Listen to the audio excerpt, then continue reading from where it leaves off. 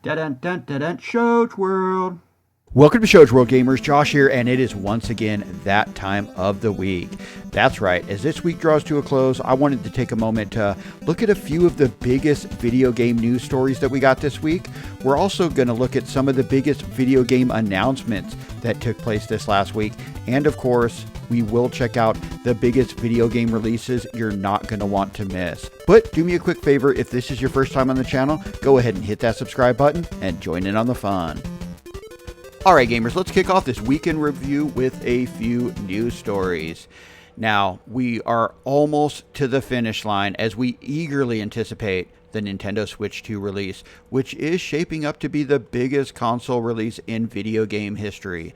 Well, it has now been confirmed as photos from retail stores are showing the console in actual retail store locations. And a few of said consoles have actually made it into the wild, where an unboxing was uploaded, then unsurprisingly taken down. Reports have also stated that the system cannot actually be used until Nintendo releases the day one download.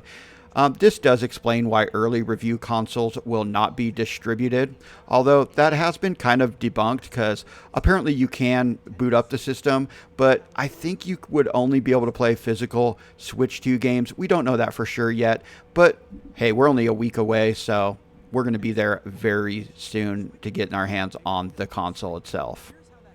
Now, we also did get some big news this week about the long-rumored Elden Ring movie. Fans including yours truly, of the game have been excited about the thought of a movie, or even better, a series, ever since George R.R. Martin hinted that there were talks last year. Well, we now know the film is a go after it was officially announced by Bandai Namco and A24, with Alex Garland, who directed both Ex Machina and Civil War, writing as well as directing the film, and George R.R. Martin, who helped create the game in a producer role.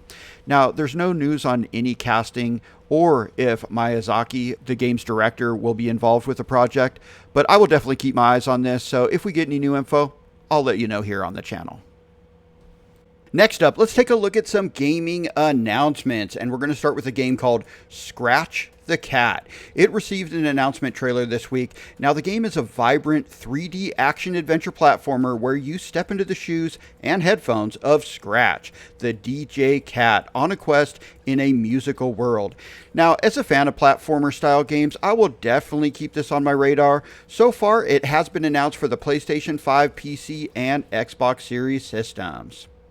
Now, we also received the announcement of, just a bunch of Warhammer 40k games and content, including Warhammer 40k Boltgun 2. The game is coming to the PC, PlayStation 5, and Xbox Series systems with a 2026 release scheduled.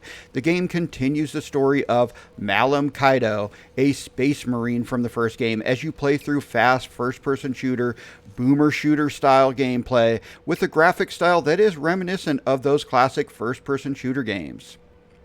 Now, for you fans out there of classic Japanese-style RPGs, we finally received the announcement of the release date for Dragon Quest 1 and 2 HD 2D Remake, as the game will officially release for the Nintendo Switch 1 and 2, the PlayStation 5, PC, and Xbox Series systems on October 30th.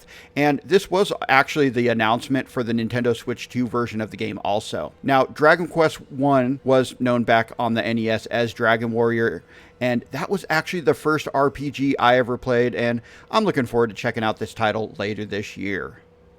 Now, we also got an announcement trailer for NBA Bounce, coming to the Nintendo Switch, which it'll run on the Switch 2 also, the PlayStation 4, PlayStation 5, PC, Xbox One, and Xbox Series systems. The game is releasing later this fall.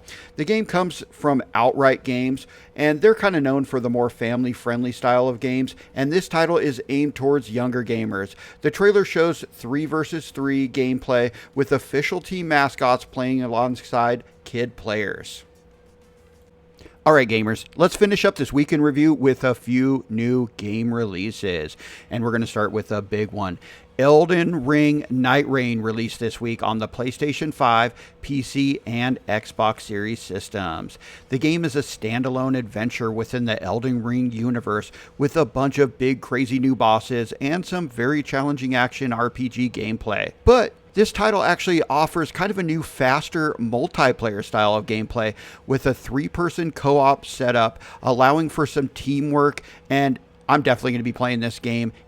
Next up, we also got Rune Factory, Guardians of Azuma. It released this week on the Nintendo Switch as well as PC. Now, the latest game in the, expansive series is an action-packed role-playing game with some life simulation elements. You will be taking on the role of an earth dancer, wielding sacred treasures and dance to purify the land and fight the blight in the eastern country of Azuma.